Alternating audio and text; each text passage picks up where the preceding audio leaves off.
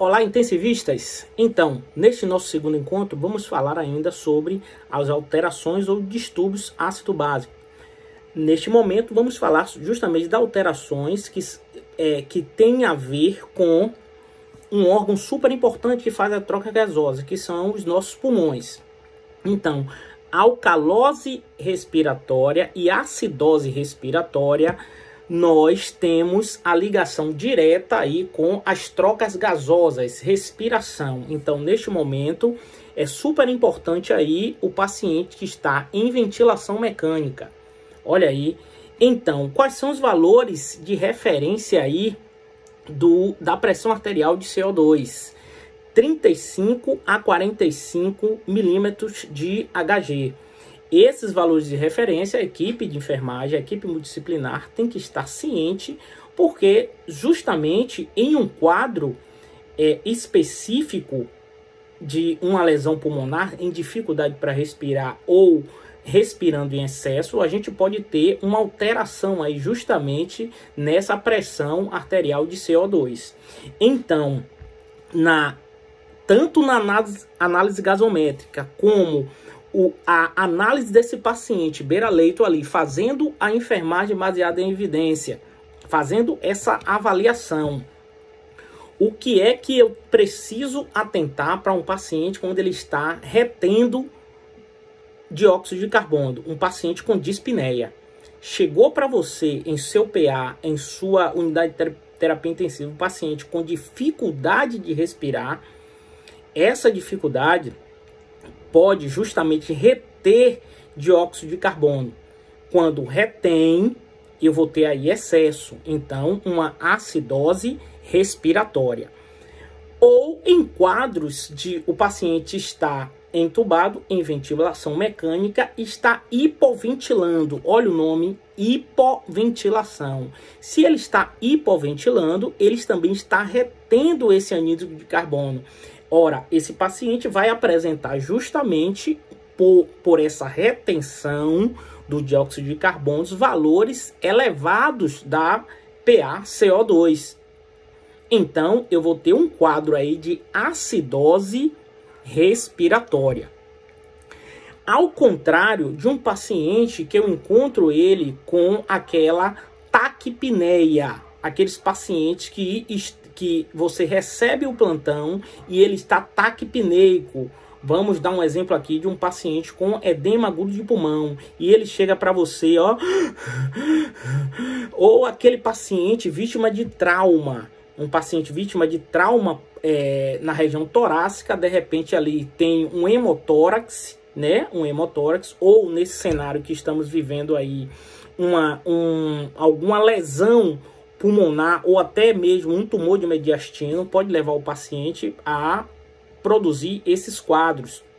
Então, em um paciente hiperventilando, olhe, hiperventilação, taquipneia, ele está jogando esse anidro de carbono para fora. Ora, neste cenário, se ele está hiperventilando, jogando o anidro de carbono para fora, isso quer dizer que eu vou ter um cenário de alcalose respiratória. Ou seja, a pressão arterial de CO2 vai estar abaixo de 35. Algo importante a ser lembrado e dito neste momento. Como analisar a pressão, o meu potencial de hidrogênio, melhor dizendo, o pH. O pH, neste cenário, ele vai ser inversamente proporcional à minha pressão arterial de CO2. Ou seja, como nós falamos lá no nosso primeiro vídeo da alcalose e da acidose metabólica, que o pH é diretamente proporcional ao bicarbonato, neste cenário nós vamos ter uma gasometria arterial com um cenário inversamente proporcional. O pH ele é inversamente proporcional a um quadro de PaCO2, que temos como valor de referência 35 a 45 milímetros de mercúrio. Quais são as causas aí, né, de uma alcalose respiratória? Pacientes ansiosos geralmente leva a isso, né? Pacientes com febre, olha aí, febre, você pode estar, é uma resposta do organismo a algo que está errado, né? Na febre, a gente pode ter sim uma alcalose respiratória, uma ventilação mecânica inadequada, pode ser uma causa também aí da alcalose respiratória. E, como eu disse,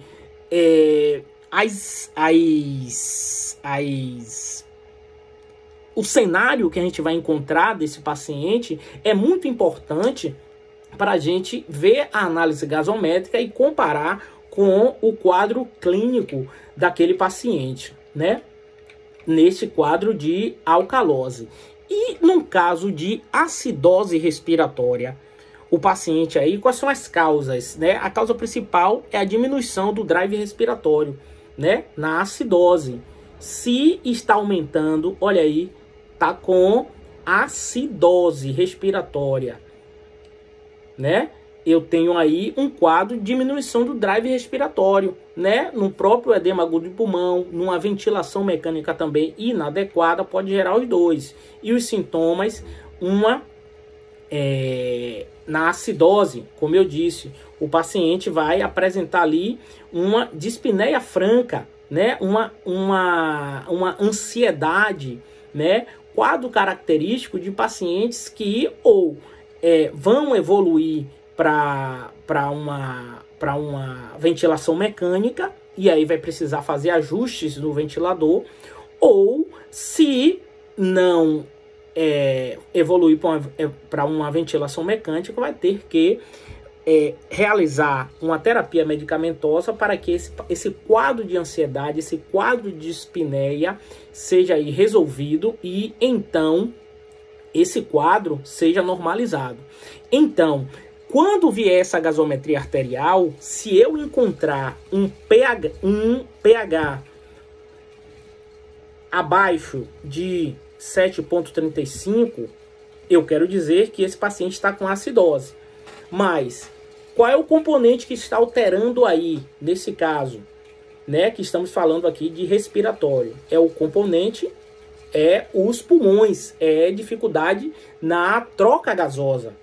Então é super importante a gente perceber que, como ele é inversamente proporcional, no caso de alcalose respiratória, eu vou ter valores gasométricos abaixo de 35.